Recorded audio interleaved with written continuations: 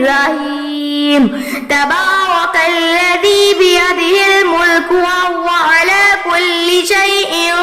قدير الذي خلق الموت والحياة ليبلوكم أيكم أحسن عملا وهو العزيز الغفور الذي خلق 7 سماوات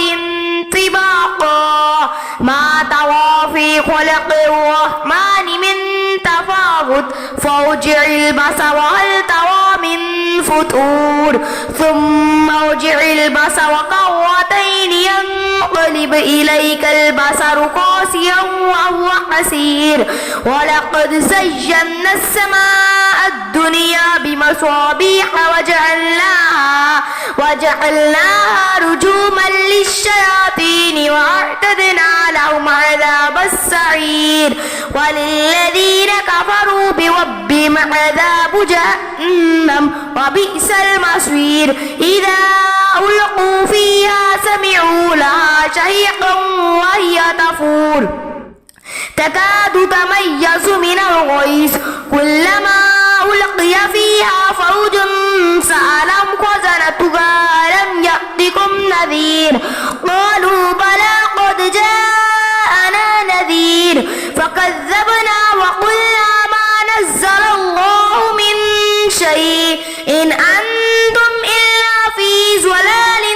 كبير وقالوا لو كنا نسمع أو نعقل ما كنا في أصحاب السعير فاعترفوا بذنبهم فسحقا لأصحاب السعير إن الذين يخشون ربهم بالغيب لهم مغفرة وأجر كبير وأسروا قولكم أو اجهروا به إنه عليم بذات الصدور ألا يعلم من خلق وهو اللطيف الخبير هو الذي جعل لكم الأرض ذلولا فامشوا في مناكبها وكلوا من رزقه وإليه النشور أأمنتم من في السماء أن يخسف بكم الأرض فإذا هي تمور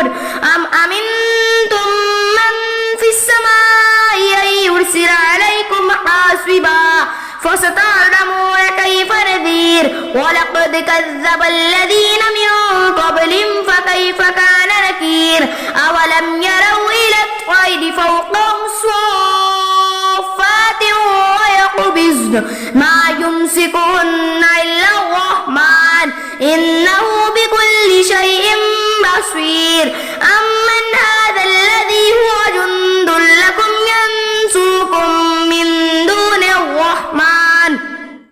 إن الكافرون إلا في غرور أمن هذا الذي يرزقكم إن أمسك رزقه بل لجوا في عتب ونفور أفمن يمشي مكبا على وجهه أهدى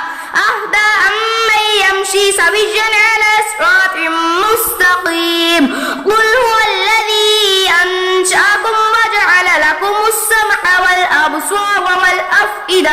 قليلا ما تشكرون قل هو الذي ذرأكم في الأرض وإليه تحشرون ويقولون متى هذا الوعد إن كنتم صادقين قل إنما العلم عند الله وإنما أنا نذير مبين فلما رأوه زلفة سيئت وجوه الذين كفروا وقيل هذا الذي كنتم به تدعون قل أرأيتم إن أهلكني الله ومن معي أو رحمنا فمن يجير الكافرين من عذاب أليم قل هو الرحمن آمنا به وعليه توكلنا فستعلمون من هو في ضلال مبين قل أرأيتم إن أصبح ماؤكم غورا فمن يأتيكم بماء معين صدق الله العظيم.